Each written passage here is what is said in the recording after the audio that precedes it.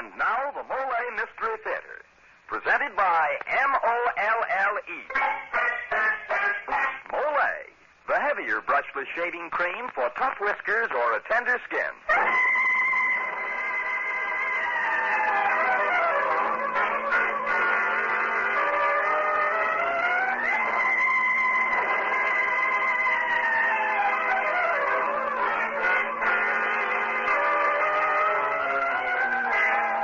Good evening.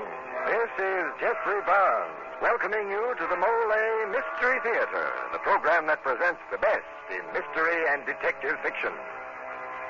Tonight's story by Paul Monash, entitled The Four Fatal Jugglers and starring Alan Hewitt, has its own peculiar prescription for mystery. The ingredients? Well, take 4 people, mix them together lightly in an isolated place, add a dash or two of mutual hatred, let them juggle that hatred back and forth until it erupts into murder. And you have the 4 fatal jugglers. Well, Mr. Barnes, setting the stage for murder. 4 fatal jugglers. That makes me shiver to think of it. Just as I shiver a bit to think of a fellow all set to shave tough whiskers or a tender skin without Molle. Yes, when you start juggling that razor in the morning, you want Molle. Because it's smooth. So smooth. It's slick. So slick. It's the smooth, slick shave you get with Molle. Molle, the heavier brushless shaving cream for tough whiskers or a tender skin. Try it. Molle. And now for tonight's Molle mystery, The 4 Fatal Jugglers, starring Alan Hewitt.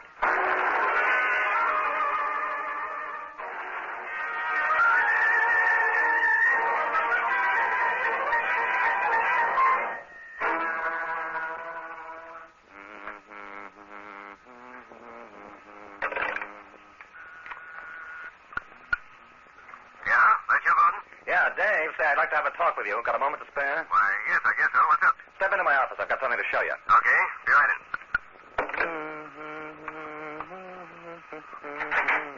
Well, what's on your mind, Gordon? Come on in. Close the door. Take a look at what I've got for you.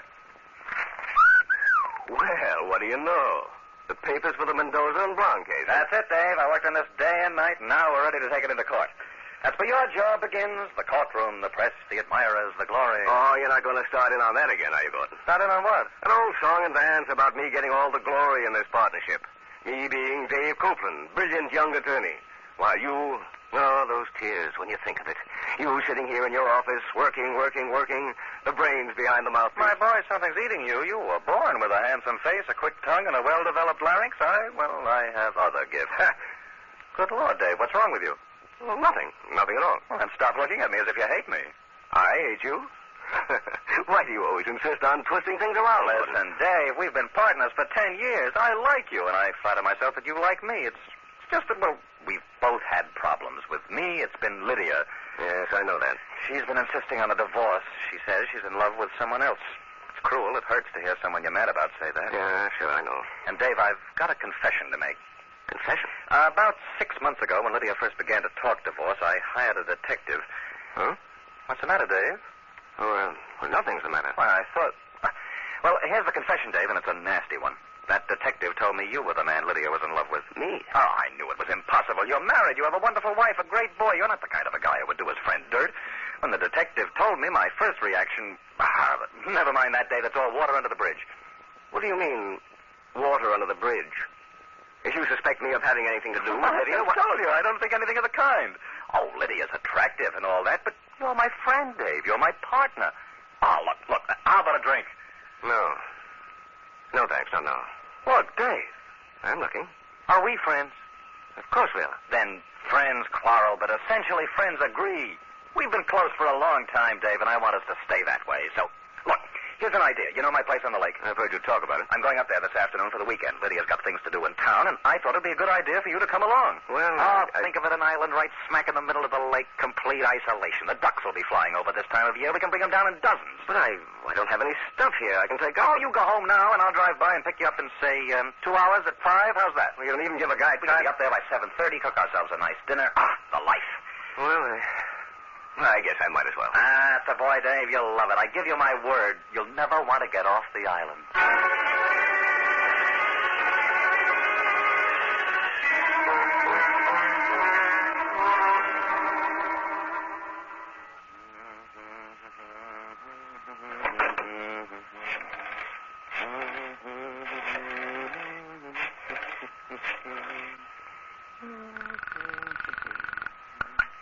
Yeah? Hello? Bob, this is Gordon. Who? Gordon Penrose, your brother-in-law. What do you want? I want to have a talk with you, Bob. Good long talk. Well, if it's got anything to do with my sister wanting a divorce, you can save your breath. I'm back of her 100%. And what You haven't heard my side of the story, Bob. If you'd only listen. Listen. Yeah, I'll listen. I'll listen to you lie about what you did with the money in Lydia's trust fund. What do you mean? I've been checking into your handling of that account. Or I should say your mishandling. Well, you're nothing better than a common thief. And I'm going to see that they put you away like that. Bob, please. There's a lot to explain, more than I can say over the phone. But, Bob, I've got a suggestion to make. Go ahead. I want you to come up to my place on the island this weekend. This weekend. My partner, Dave Copeland. Oh, him. He's going to be there, but he won't be in the way for long. Why don't we just get together in town? Oh, this way we can do some other things. A little hunting, for instance. Hunting? For what? Well, for ducks, ostensibly. Ostensibly. Did I say ostensibly? I meant obviously. Obviously.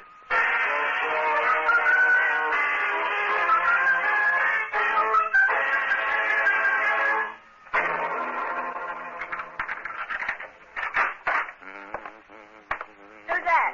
Your beloved husband. You remember, Lydia, the man you sometimes see coming and going in your apartment, or at least one of the men. Ha ha. Very funny, Gordon. Just what are you doing home now? Just want to give you the good news that I'll be away this weekend. Oh, I'm on the verge of tears. Yeah, I thought you would be. I'm not deserting you, however. I'm just going up to the island for the weekend with a couple of people you know. Who? Interested? Well, one of them is your dear brother, Bob. And the other, no one other than... say, what rhymes with other... Lover, yes, lover. What's all this nonsense? Oh, nothing. I was just going to mention that I'm also taking up Dave Copeland. Dave? He's never been up there, has he? Well, you and your filthy Our mind. trained legal mind, my dear. Oh, we're going to have a cozy time, all three of us, sitting around the fire, going out hunting. Hunting? Certainly, ducks, things like that. Oh, no. No, I know Oh, Lydia, you don't think... Oh, Lydia, no, how could you? Why, I know You it's don't have to die. I'm your own husband. Why, you horrible Lydia, person. how could you? How could you?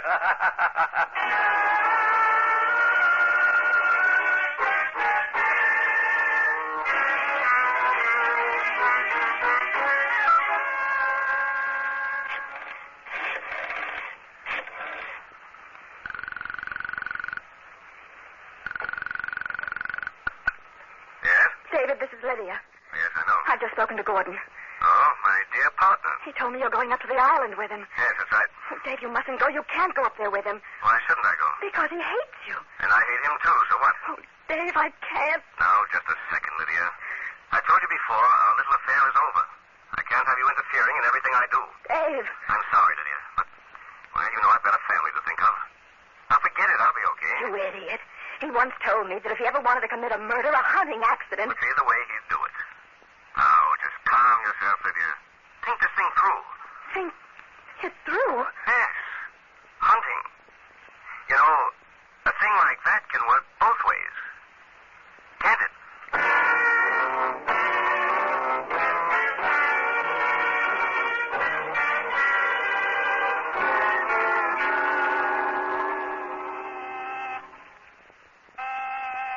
Wait a minute, I'm coming. Lydia, what in the world... Bob, I had to come. I'll come in, sis. Now, what's up? Gordon just told me you're going up to the island with him. Yeah, that's right. And, Dave Copeland's coming along, too. I'm expecting him any minute. Bob, you can't. You can't let them Look, go. sis, I want to ask you something. Yes? About Dave Copeland. I know you're in love with him. Well, Oh, I get around and hear things. But I also heard something else which disturbs me. What? I heard that Dave Copeland has been just kidding you along. It's a lie. I heard it from someone I trust. I don't care where you heard it. It's not true. I hope you're right, because you're my sister, and the way I feel right now... Please, Bob. Let's not talk about it. Well, then it is true. No. Oh, I don't care what's true or what isn't true. Just don't let them go there. Don't let them go? Why not? Because Gordon, he wants to use hunting as an excuse, a blind to kill someone. I thought he made that quite evident.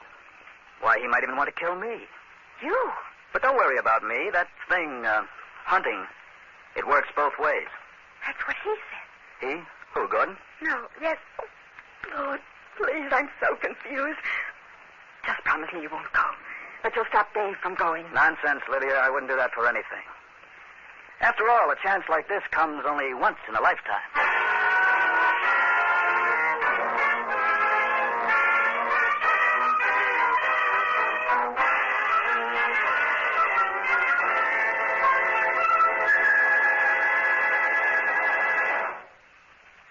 And so, mystery fans, that was Act One of The Four Fatal Jugglers. Oh, I can think of pleasanter situations than being on that island with 3 potential killers. I'll say, and so can I, Mr. Barnes. A pleasant shave with Molle. Now, that's the situation that I want listeners to arrange for themselves. Because Molle is the heavier brushless shaving cream for tough whiskers or a tender skin. Because Molle is heavier, it not only softens your whiskers, it stands them up straight while your razor cuts them off close and clean. With Molle, you shave faster, closer, easier, and you shave painlessly. Try it. See if you don't say it's smooth. So smooth. It's slick. So slick. It's a smooth, slick shave you get with M-O-L-L-E. Molle, the heavier brushless shaving cream for tough whiskers or a tender skin. And now this is Geoffrey Barnes returning you to Act Two of The Four Fatal Jugglers.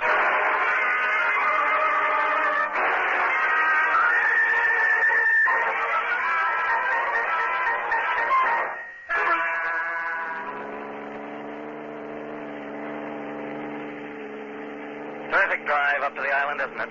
Wonderful scenery. Yeah, what you can see of it. Why don't you slow down, Gordon? I'm not going so fast. A little over 60, that's all. I generally get it up around 65 or 70 along here. Crying out loud, Gordon, what's eating you? You're taking these curves on 2 wheels. You always want to give it the gas going around curves, get better traction that way. Never mind that. Slow it down, will you? Yeah, this is getting me nervous. We want to get there by dark. I hate to drive after dark. Keep this up and you won't have a chance to. Come on, Gordon. Have a heart. Take it easy. My nerves are getting shot. Slow down, will you, before you get us all killed? Get you killed? You, Bob, my own brother-in-law, and Dave, my partner and best friend in the world? Now, why would I want to do a thing like that?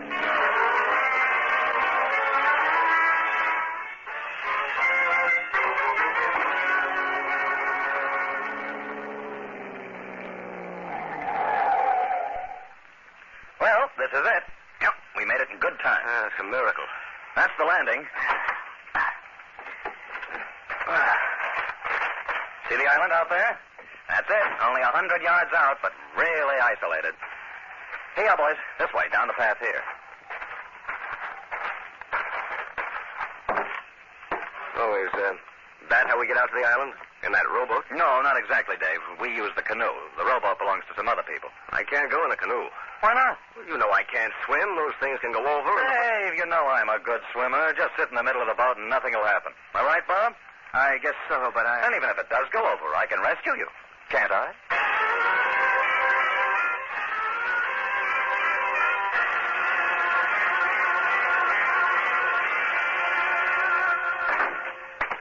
Well, why don't you guys get settled now? You can bunk in there, and I'll take the cot out here. You're not going to be comfortable on that. Ah, sure I am. I even sleep on the floor sometimes. I like to rough it. How about you, Bob? Think you like it here? Well, it looks all right. Well, go on. You guys stow away your stuff, and I'll fix up something to eat. Something to eat. Well, sure. We got to eat, don't we? I'm so hungry I could eat a horse. How about you, Dave? Well, I could eat, I guess. But, say, Gordon, let me rustle up the grub, huh? No, Dave. Let's make that my job. What do you say? You guys haven't ever had any of my cooking. I'll make you some grub that you'll never forget. Gordon, I'm the best bachelor cook you ever saw. Just let me handle that skillet. No, Bob. I've had 10 years watching my wife in the kitchen. I'd like to see what I learned. Dave, no experimenting on us. I'm the host. It's only fair that I should labor over this hot kerosene stove. Boy, you guys are really casting a horrible reflection on my cooking. The way you act, one would think you're afraid you couldn't survive it.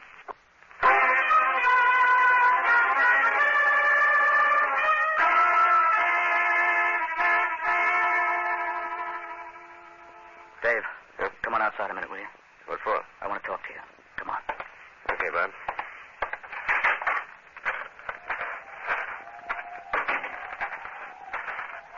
I think I know what's on your mind. You think so? Yes. You want to form a defensive alliance against Gordon. You feel the way I do that Gordon has some purpose in bringing us up here. I don't know what he has against me. He's a strange guy. Mm-hmm. I know you're Lydia's brother, and perhaps he blames you for the divorce. Oh, sure. If he doesn't blame you, that is. What do you mean? Skip it, Dave. I know you've been going around with my sister. Why? I don't bother to deny it. The only thing I want to know is, what are you going to do about her? Do about it? What do you expect me to do? She's getting a divorce. She's setting herself free. What about you? Now, listen, Bob. I don't see where this is any of your business. I'm aware of all that. But I'm a few years older than Lydia. And I've been taking care of my sister for quite some time. She's giving up a lot because she thinks she loves you. What about you? I don't have to discuss this with you. All right. I think you made yourself clear. I'm going to turn in soon. I'd like to be kind of fresh and steady when we go hunting tomorrow. Good night, Dave. Bob, wait a second. Skip it. Bob. Oh, the devil with him. Dave. Huh? Dave. Who's that? Lydia. Good Lord. I had to come, Dave. I had to stop you. Stop me. From getting killed. I rented a car and drove up here. There was a rowboat at the landing. Well, you just take that rowboat and get off this island. Dave, no, I can't. I won't go unless you come with me. And if you love me. I don't love you. Dave. I thought I made that pretty clear. I've been a fool, haven't I? You were just a little bored with your marriage. So were you. And so we got together. But, good Lord, why does it have to be blown up into some great Shakespearean tragedy? Why can't we just let the whole thing be finished? Over. Because I'm in love with you, Dave. Well, I was. Well, that's fine. You were, now you're not. Why don't we just be friends? Surely we've got the basis of a friendship. Friendship? You think I would ever like you? No. No, you just don't understand, do you? Please, forget it, can't you? No, I can't. You don't know me. You never have, because you're always so concerned with yourself. No, Dave, no. I'm going to make you as unhappy as you're making me at this moment. Great Scott, keep it down. I'm going to make you pay for this. You sound like something out of a cheap novel. Cheap? I'm going to make you look cheap. I'm going to make you so miserable you'll wish that... Gordon. Don't stop on my account. Go on. I like to hear lovers quarrel. Go on, tell him the rest. Tell him you'll make him wish he'd never been born. Gordon, listen. Shut up, you. My friend. Go on, dear wife. Finish your farewell address. You mustn't let me interrupt you. I never have till now. Oh, Lord, how I hate men. All of you. Oh, now, let's not go to extremes. There are good and bad in every sex, I always say. You've certainly got a peculiar sense of humor. Hey, what the devil is... Lydia, what in the name of... Your sister decided to pay us a little visit. Very thoughtful of her. Lydia, I don't know why you've come here. But go back to the city now, do you hear? Oh, yes, I hear. But I'm not going. And quite right you are, my dear. We'll put you up in the bunk room, and Bob and Dave and I can sleep in the main room. Your being here with us could enliven what might possibly, but not probably, have been a dull weekend. Oh, yes, Lydia. Now that I think of it, I'm very glad you came.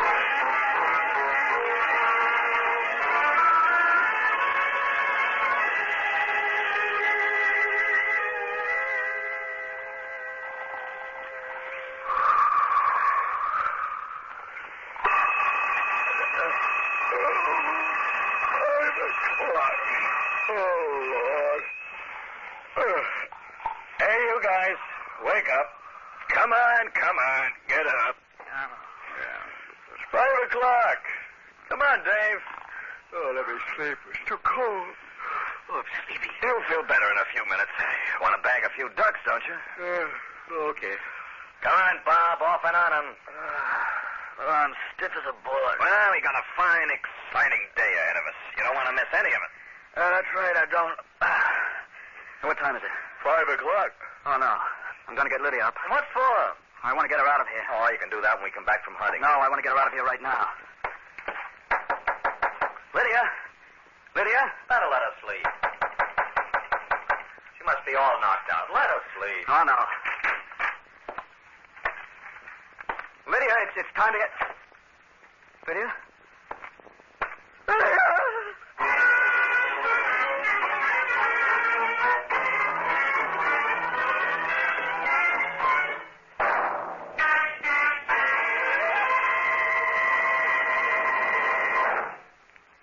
This is Geoffrey Barnes again. In just a moment, we'll bring you Act 3 of The Four Fatal Jugglers. Now, a word from George Putnam. One thing to remember about the most common type of dandruff is that many outstanding authorities say it is not a natural condition, but actually is caused by a germ called Pityrosporum ovale. Now, the only way you can get real relief is to destroy this germ. And simply washing or brushing away loose dandruff won't do it. But double danderine will. Yes, double danderine really works because it gets at the cause of this dandruff and kills it. Actually kills the germ on contact. Results with double danderine have been remarkable even in many stubborn cases.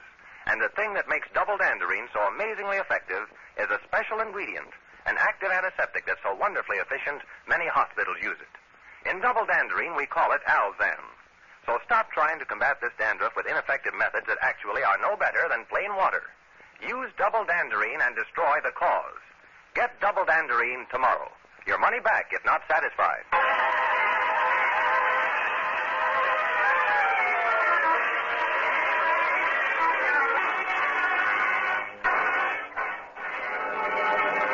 She's dead. My sister. Oh, God. A knife. Right through her back. She must have been sleeping. You ought to know, Gordon. What do you mean by that, Dave? That's your knife, isn't it? Of course it's my knife, but don't be absurd. I didn't kill her. Bob, you don't think I killed her? Well, Gordon, didn't you? No, I swear it. Why should I? Why? All right. I know what you're both thinking. No, you don't, Gordon. I'm going for the police. You stay here with her. I'll go across the lake. No, you won't. You think we're going to let you make a getaway, I'm Gordon? not trying to make a getaway, Dave. One of the two of you killed her. Just stay where you are.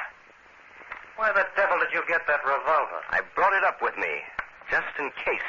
You're not going to keep me here, Dave. Not a victim to your tender mercies. I'm going for the police. If you want to come with me, fine. If not, stay here. You know I can't swim. You know I can't go in that canoe with you. There's the rowboat. Come on if you want. Gordon, I warn you, don't take another step. Oh, don't be melodramatic. All right, Gordon, you asked for it. You crazy idiot. Gordon? Gordon? Dave. You killed him. Bob, you saw he was trying to get away. Yeah, I saw. We better get out of here, off this island. We'll have to go to the police. You'll back me up. Dave, put the gun away, huh? Oh, yeah, sure. But, Bob, you will tell them just what happened. Yeah, you can depend on me. I'll let them know. Everything.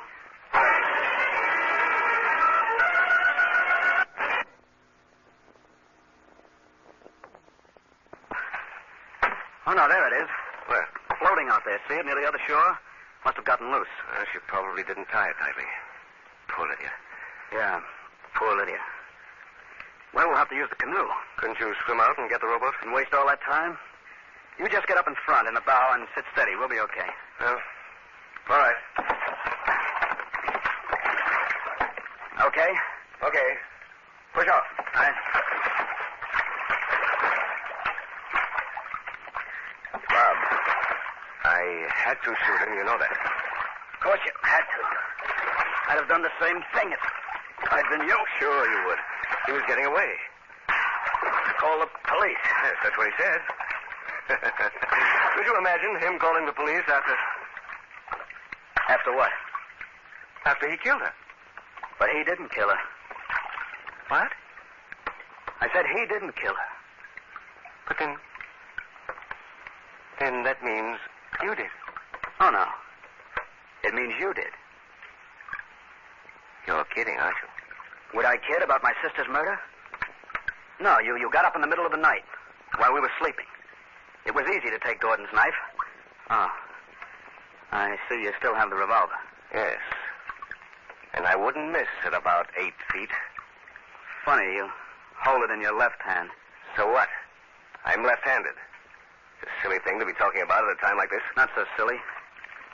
You see, if you'll consider the position of my sister's bed in that room and the direction of the stab wound, you'd know that she was stabbed by a left-handed man. Very neat. And you figured it out. All by yourself. Only you're not going to be able to tell anyone else. You're not going to shoot me. You think not, huh? No, you can't. Because if you shoot me, I'll topple over. I'll capsize the canoe, and you can't swim, Dave. You can't swim, and you don't want to drown. That's a pretty horrible way of dying. So now give me the gun. Just throw it on the bottom. I'm going to rock the canoe, Dave. A little more each time, and if you don't throw the gun by the time I count 5, I'm going to turn it over. 1. Cut it out. 2. A little harder, Dave. Bob, you're wrong. 3. It's going to go, Dave. You're going to be drowned. Pity sake, stop it. 4. This is it, Dave. Throw me the gun. Throw me the gun. Here, take it. That's it, Dave. It's showing good sense. Now, a few more strokes, and we'll be on the beach. Bob, listen. Shut up. All right, get out. Huh? Go on, get out. Look, Bob. You've got to take my word. Keep quiet. I'm not interested. You know, you had me scared out there. Scared? I thought I'd never live to see you burn for killing Lydia and Gordon. But I bluffed you, Dave. Bluffed me? When I rocked the canoe. You see, I don't know how to swim either.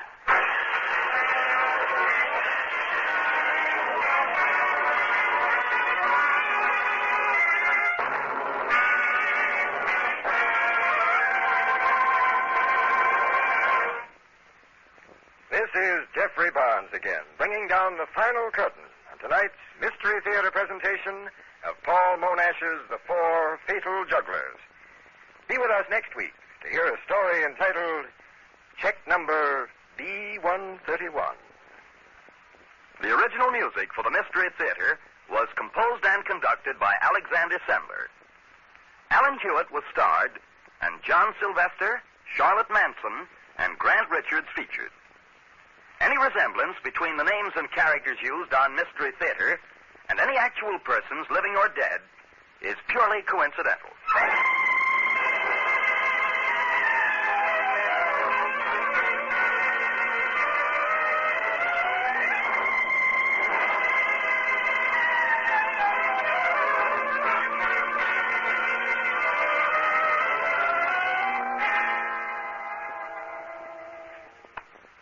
Maybe you haven't thought about it, but when you're too tired, you get depressed, apprehensive. You have 2 strikes on you from the start. Now, if you're often that tired and pale besides, your doctor may find you have a borderline anemia resulting from a ferronutritional blood deficiency. In that case, take ironized yeast tablets. They help build up your strength by building up your red blood cells. So take ironized yeast tablets to get back your energy, your enthusiasm, your healthy color. Ask for ironized yeast tablets. And now this is Dan Seymour again, saying good night and inviting you to be with us again next week at this same time when the Mystery Theater presents Check Number B131.